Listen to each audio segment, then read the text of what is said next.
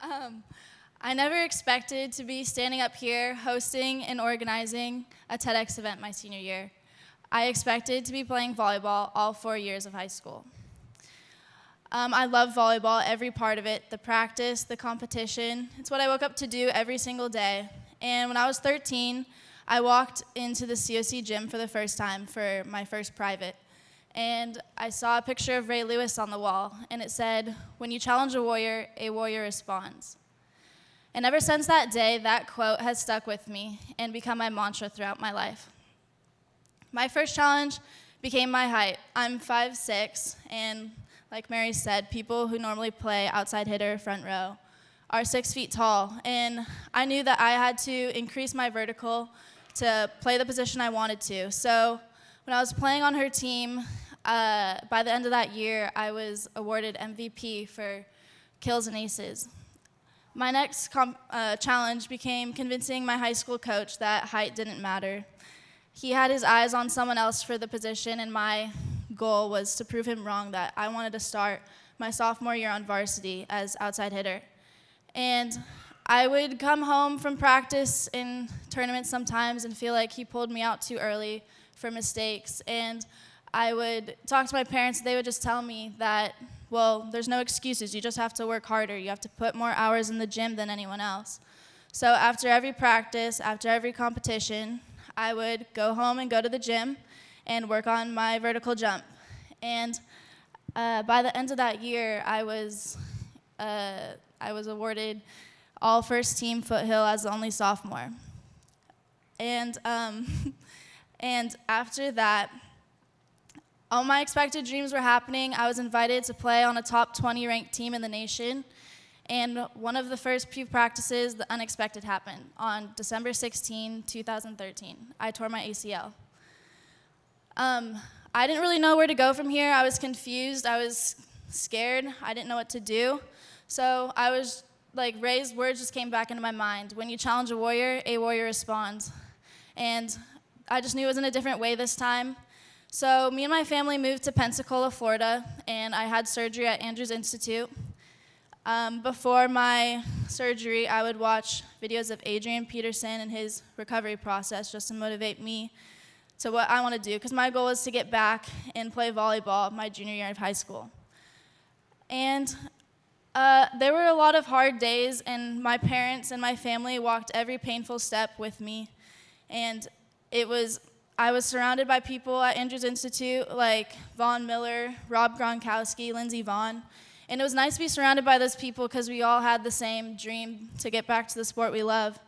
And after about 7 months of training, I was back. I came back here after 5 months and came back and moved back to California and trained at a place called Proactive. And they pushed me so hard, and I was back to the player that I wanted to be. So when my expected plans were happening, I was back on the court. And then I have a little video I want to show you guys, but what I really want you to take from the video is the words said behind it, because those are the words that got me through my process.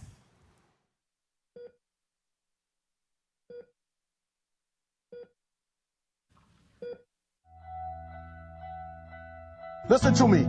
Pain is temporary. It may last for a minute, or an hour, or a day, or even a year. But eventually, it will subside. And something else will take its place. If I quit, however, it will last forever. Every time you've done something you're not supposed to do, people say, Eric, your mother's a tyrant. You're right. She kicked me out. You're right. She's mean, but she developed a man because she put me out there and said, you're going to have to grow up. And some of you have never learned to grow up. And so every time something get hard, you quit, you call mama. I dare you to take a little pain. I dare you. I dare you not to go home. Somebody said, I gotta go home, I feel bad. Go through it. You ain't gonna die. At the end of pain is success. You're not gonna die because you're feeling a little pain. I'm not eating like I eat at home. That's why you're about to go to the next level, because if you keep eating like you ate at home, you'll keep being a boy or a girl. It's time to become man, woman. But I'm exactly where I wanted to be because I realized I got to commit my very being to this thing. I gotta breathe it, I gotta eat it, I gotta sleep it. And until you get there, you'll never be successful in life. But once you get there, I guarantee you, the world is yours. So work hard and you can have whatever it is you want. There will never be a point in your life where it's the right time to do a great thing. If you're waiting for that perfect moment, that perfect timing, it's not going to happen. You know what you have to do? You have to create the perfect time and the perfect opportunity and the perfect situation.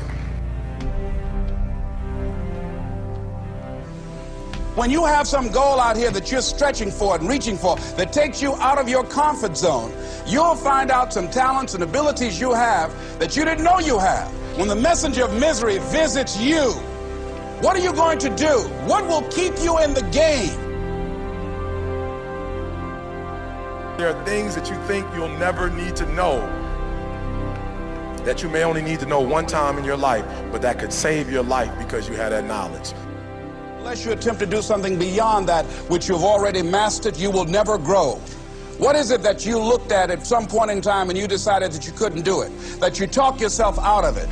What reason can you remember that you can call on, that you can reach on, that can make you get back up? Find that reason. If you're not where you are, if you're not where you want to be, if you don't have what you want to have, if you're not where you think you should be at this particular place, it has nothing to do with the system, but it has everything to do with the fact that you're not making the sacrifice. I want you to make that dream become a reality, because if you don't, you will be working for somebody else to make their dreams become a reality. Question is, what are you going to do with your time? What drives you? And greatness is a lot of small things done well. Day after day, workout after workout, obedience after obedience, day after day. When things don't work out for you, when things happen that you could not anticipate, what are the reasons that you can think of that can keep you strong? You will never, ever be successful until you turn your pain into greatness, until you allow your pain to push you from where you are to push you to where you need to be. Stop running from your pain and embrace your pain.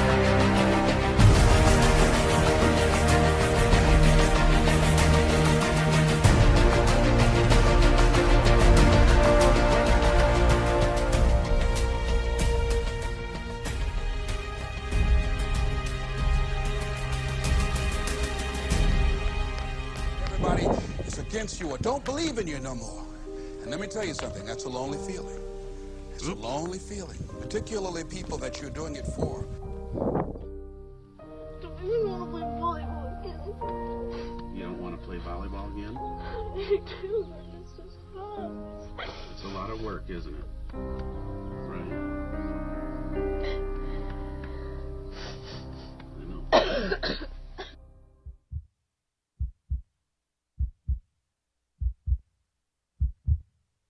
All I do is stay focused, looking straight forward at the world and beyond. I feel people pulling me down. I feel some pulling me up. I can't get stuck. I just keep moving forward. I got places to go, man. Let's go. When the Makena started trade, all of the weak heart are weeping more. Only the strong will continue. Do you have it in you? 'Cause we've got a journey to go. And when the battle gets sour and dread, all of the weak heart are with the end more. Only the strong will continue. I know you have it in you. I know you have it in you. Hey, the victory's found in truth, like innocence found in youth. Self-defeat is your own dispute. And when you put yourself in your own shoes, it's either you're winning or losing. Don't you get it confused, 'cause you're starring in your own movie, playing up the role you choose. So stand up and fight if you know say you're right, and know you will never fail. Tipping the scale and the wind shall prevail and the boat shall forever sail.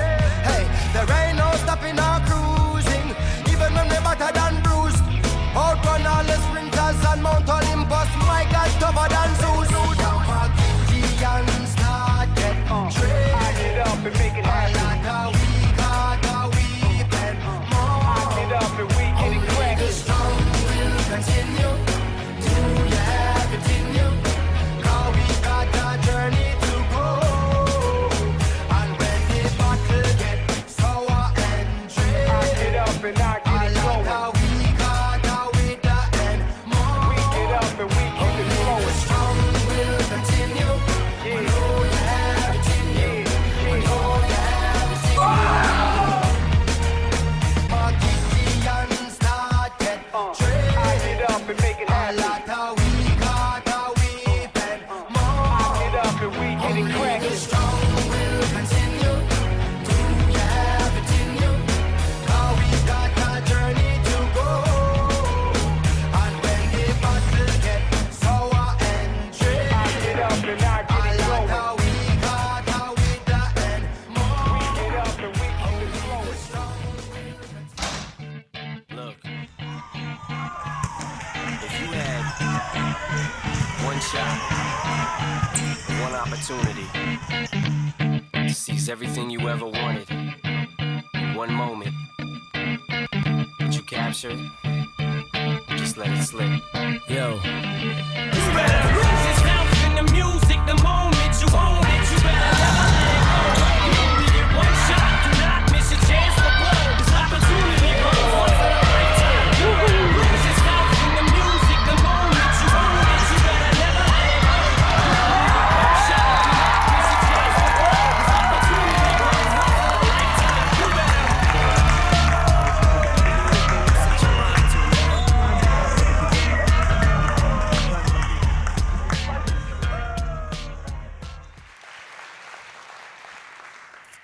So all of my expected plans were happening. I was back on the court my junior year, but only to find out that my heart would literally race out of my chest. I didn't really think anything of it at first, but after it happened about 3 times, I went and saw a cardiologist, and they told me that I developed a rare condition called SVT, and my heart would go over 300 beats per minute. After that, I was confused again, and I remembered Ray's words, when you challenge a warrior responds. And after that, they told me I would be fine. I could go back on the court and play within a week. I had an ablation procedure done on my heart, and I would be fine within a week. So after that, I got back on the court, but then the unexpected happened again. I got back on the court only to realize that my nerves were damaged during surgery, and the only important detail is that I will no longer be able to do what I love. I will no longer be able to play volleyball. After that, I was confused, but I realized the unexpected does happen. It happens to everyone. More unexpected things happen versus the expected. And what I've learned through all of this is that it's not what happens to you, it's what you make out of what happens. You can be a stronger person through the things that you go through, and I know today that empty has never felt so full, and that I would not be standing up here hosting and organizing this TEDx event my senior year in high school if all those things didn't happen to me. We all come into high school as freshmen, and we have all these dreams and expectations of what we want to do and what we want to be in life. And then as sophomores and juniors, we can see it fading away, and we can see peer pressure rising. And as seniors, we're expecting to go to all these colleges where we want to go. We have all these expectations, but we don't know that something different could be right around the corner. I've been the underdog. I've been outsized. I've been fighting to come back from an ACL injury, only to find that my heart would be the large stop sign to my volleyball career. Life is messy, life is sticky, life is unexpected, and my biggest message to you guys is to expect the unexpected.